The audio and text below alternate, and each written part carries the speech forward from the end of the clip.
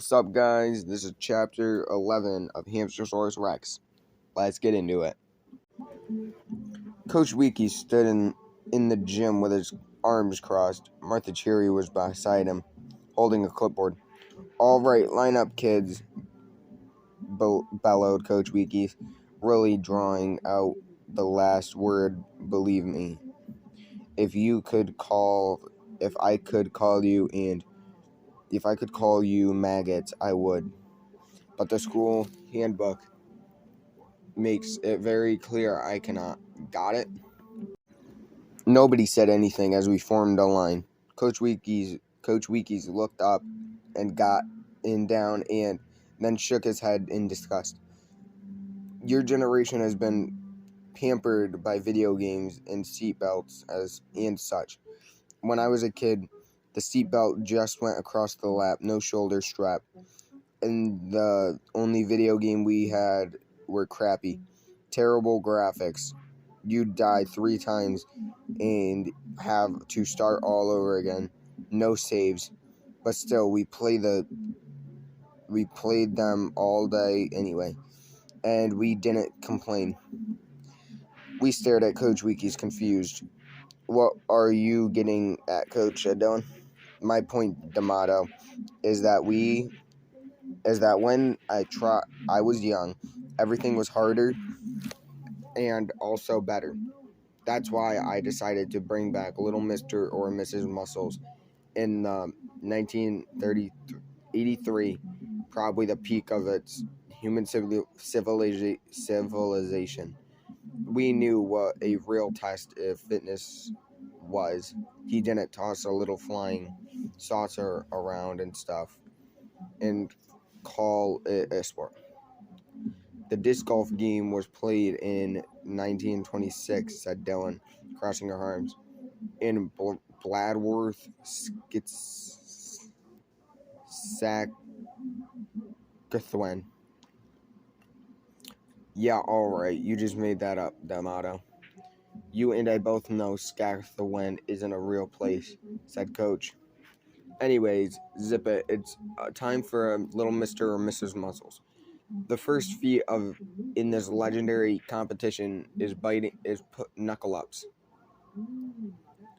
A true test of arm and shoulder strength. Whoever does the most in 30 seconds wins. I earned this." He held up his trophy, barely recognizable since it had been duct taped back together, by doing 18 knuckle-ups. I raised my hand. What if, hypothetically, someone could do any knuckle-ups at all? Then they would be competitively humiliating, and everyone would probably laugh at that person, said Coach Wikies, hypothetically. "Great," I said. I felt Hamster-Saurus Rex stir in my pocket. He poked his head out and growled at Coach Wikies in Coach Wiki's direction. It was like he could sense when someone was making fun of me. "Easy, pal," I whispered as I shoved him back and down there. "If you eat him, I probably have to retake this stupid class." Coach Wikies blew the whistle. "You ready?" "With that clipboard, Cheery?" he said. Martha nodded and held it up. "It's a Rensselaer exclusive model, Smile Corp production. The choice of scorekeepers and everywhere." "Hang on," said Dylan. "Martha doesn't have to participate. My parents arranged for me to do my Mr. and Mrs. Muscle in advance," said Martha. "Matter of fact, my college administration process is very competitive these days, and they figure out any little bit might help." "Of course that's what happened," said Dylan, gritting her teeth. Coach Wiki shrugged. "Enough chitter chatter. On your knuckles, D'Amato. Get ready. Get set. Go." Dylan did 21 knuckle-ups. Martha jotted it down. Coach Weekes could barely believe it. Got to get with his stopwatch checked. The grumbled, holding it up to his ear. All right, you're next, Troy. You don't want to play disc golf for the rest of the year, do you? So let's see you do 22. Jimmy coughed, tried to do his knuckle up and dropped to the floor. And so, one by one, each of the students in the class did as many as they could. I gradually shifted myself down the line until I was standing at the end on the far side of Wilbur Weber. I was pretty sure I couldn't do a single knuckle up. I hoped Wilbur wouldn't be able to do one either. But if there were two of us in a row, maybe I wouldn't look so pathetic. Maybe. Look alive, Weber. You're up, said Coach Weekes. Now only Wilbur and I remained. According to Martha's count, Dylan was still in the lead by 4. On your knuckles, son, said Coach Weekes. Go. Wilbur Weber dropped on the ground and laid there motionless, just as I had wished. For nearly half a minute, the class stared at him in uncontrollable silence. Coach Weekes sighed. I wonder if Wilbur had actually fallen asleep, but somehow 1 second before time was up, he grunted and did a single knuckle up. What? I cried. Come on.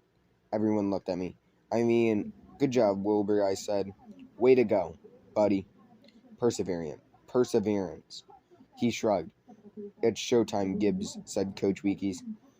Let's see what those little noodle arms can do. And when I say noodle arms, as per the school handbook, I don't mean that as an insult. I love noodles. I eat them with ketchup. Anyway, on your knuckles. I think I can save us all the time, I said. Just mark me down as 0, Martha. Thanks. Nope, said Coach Weekes. On your knuckles. Really? He nodded. I laid to the ground carefully not to squish Hamster-Saurus Rex in my breast pocket. I could hear the other kids starting to snicker and whisper among themselves. Get set.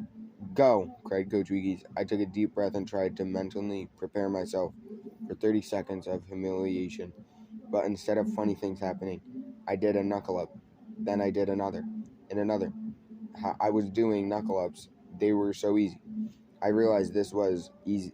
This was because Hamster-Saurus Rex was the only actual thing doing the work in my pocket.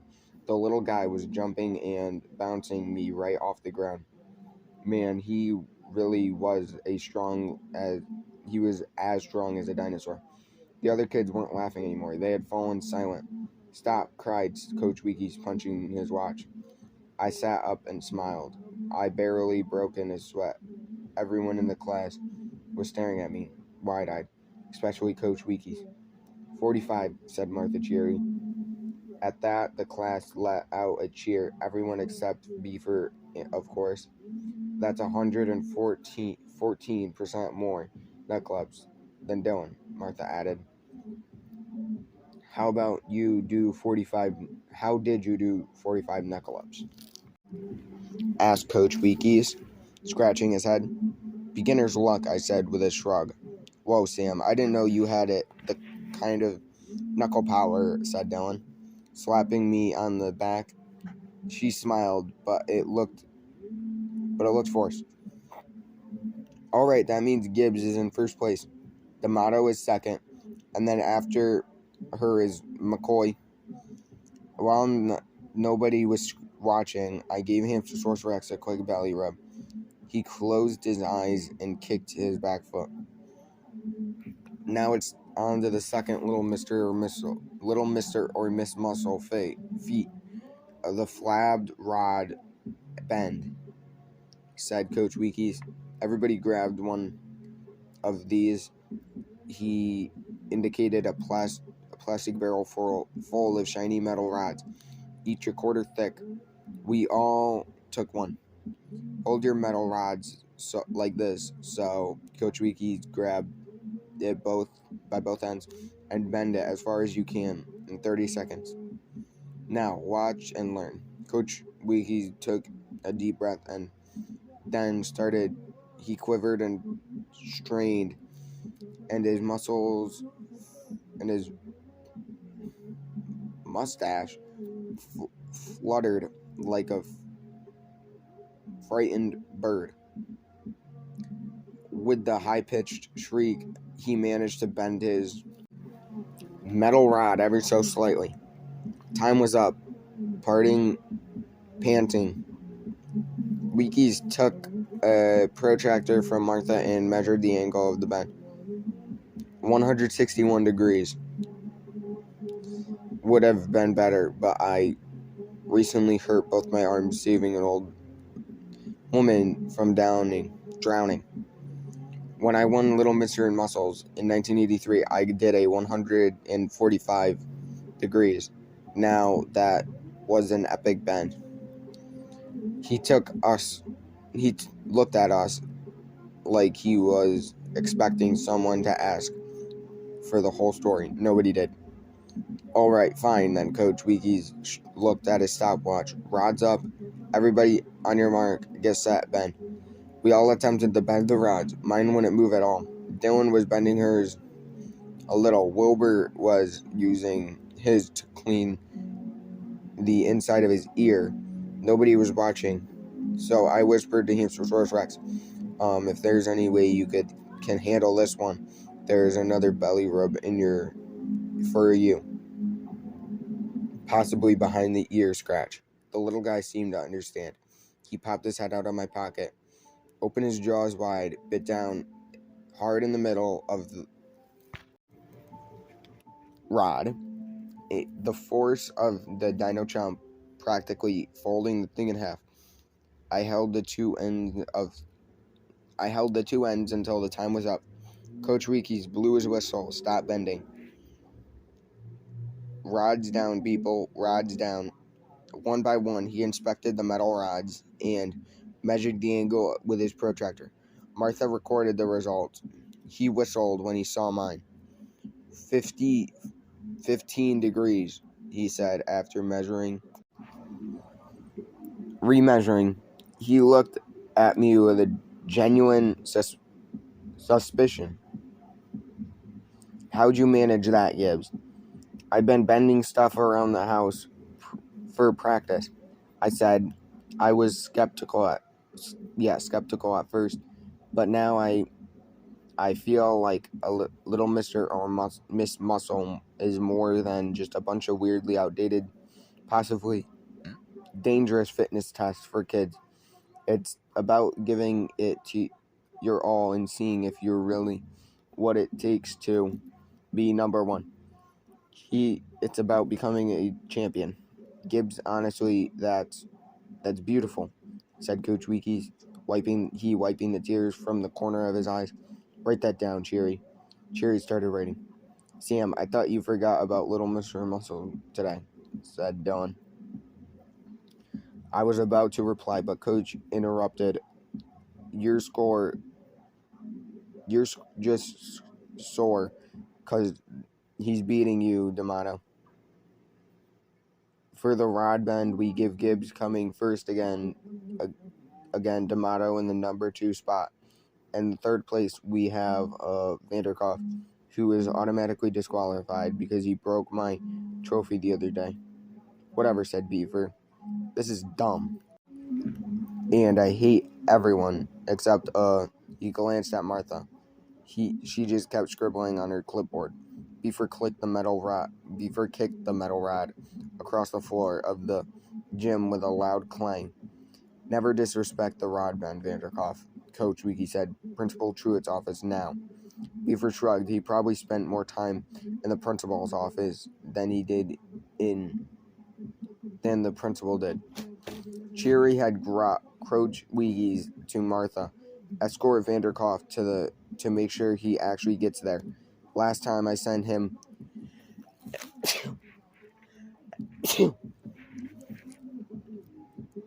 Last time I sent him on his own, he somehow managed to start a fire in the water fountain. Martha raised her hand. May I ask a question? Coach Wiki sighed. No, temporarily leaving the class won't affect your attendance record. Dylan rolled her eyes.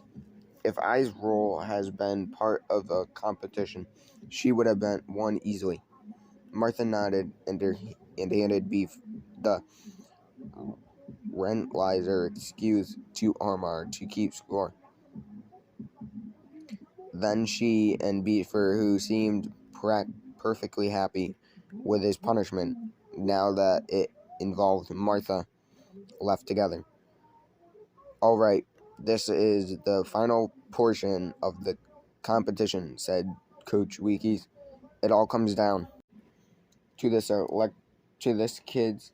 Can you feel the electricity? Nobody could. I turned my back to the other kids and gave Hamster-Saurus Rex a quick round of vicious scratching in my pocket. It was the least I could do. Welcome to the 60-foot sandbag drag, said Coach Weegies, waving dramatically. On the floor of the gym, sitting in at the starting line, was a sandbag the size of a pillow. It had a heavy rope tied around it. Competitors dragged the sandbag a distance of 60 feet, said Coach Weekies to there. He pointed at the finish line on the other side of the gym. Whoever does it the fastest wins. This is literally the dumbest thing I ever heard of, said Dylan. Quiet, D'Amato, said Coach Weegies. On your mark. Dylan walked to the starting line, rolling her shoulders. Get set. Dylan spat on her palms, grabbed the end of the rope, and threw it over her shoulder. She nodded to Coach Weekies. Go, she cried. Dylan strained and dragged the bag across the floor at a slow jog. I could see the effort that in her face as she crossed the finish line. 10 points for seconds. She called out Coach Weekies. She called 10 points for seconds, called out Coach Weekies, looking at the stopwatch. Not bad for having the wind at your back. We're inside, said Dylan, wiping the sweat from her brows. There isn't any wind. It was the air conditioning then, said Coach Weekies. 60-foot sandbag drag looked hard. Then the sandbag itself is massive. I doubted I could move it an inch, much less than a whole 60 feet. Still, by the time it was my turn, I felt pretty confident. I think you know what to do, Migo, I whispered to Hamster-Saurus Rex. He looked at me, squared in the eye, and burped. It's Hamster-Saurus Rex, for we were on the same page. Martha and Beaver were gone, so I decided I could risk it. I opened my pocket, and he jumped out and scurried across the floor. I walked to the starting line and grabbed the rope. Now even the rope was heavy. You can do this, Gibbs, said Coach Weekies. Sure, when the class period started. I thought you were pathetic and physically weak. Specimen. Who likes drawing little pictures more than doing important stuff like sports. But you proved me wrong by winning 2 of those 3 competitions on Little Mr. or Mr. Muscles. Now I see that you've got the fire in your gut. You've got the champion will. He leaned in close and whispered, Gibbs, you have the spirit of the velvet shark. No, I said, dumping my chest. I've got the spirit of a dinosaur hamster. I don't get it, but I love it, said Coach Weekies, slapping me in the back. All right, on your mark, get set. On your mark, Gibbs, get set, go. I pulled the rope in the sag bag wouldn't budge. I gritted my teeth and strained with my whole body. At least the bag shifted. I started to walk, then run, faster and faster. The sandbag trailed behind me. Everyone cheered on. It only got weird when the sandbag actually sped up and passed me. "Hey, not so fast," I said. "We've got to make this look convincing." The bag slowed just in time for me to pass and cross the finish line. Coach Weekes blew his whistle. 7.7 seconds. He cried, staring at his watch. 7.7 seconds. Unbelievable. Ladies and gentlemen, we have the new little Mr. or Miss Muscle. The class exploded in applause. People patted me on the back and shook my hand. I smiled. It was the nicest anyone had been since Sam Gibbs, Sir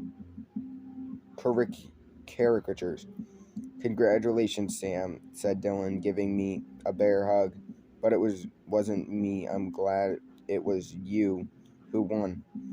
"I win a lot of rewards for participation," said Wilbur Weber, to no one in particular. "You keep this up, Gibbs," said Coach Weekes, beaming as he shook my hand. "And you could be the next me." It was a terrifying thought, but not enough to bring down my mood. Yes, I do admit that I felt pretty good to be crowded up to the new little Mr. or Mrs. Muscles, but I poked my index finger into my pocket and gave Hamster-Saurus Rex the world's smallest high five. That's the end of chapter 11, I think. Yeah, 11. If you want to see chapter 12, come back next time and like and subscribe. Thank you.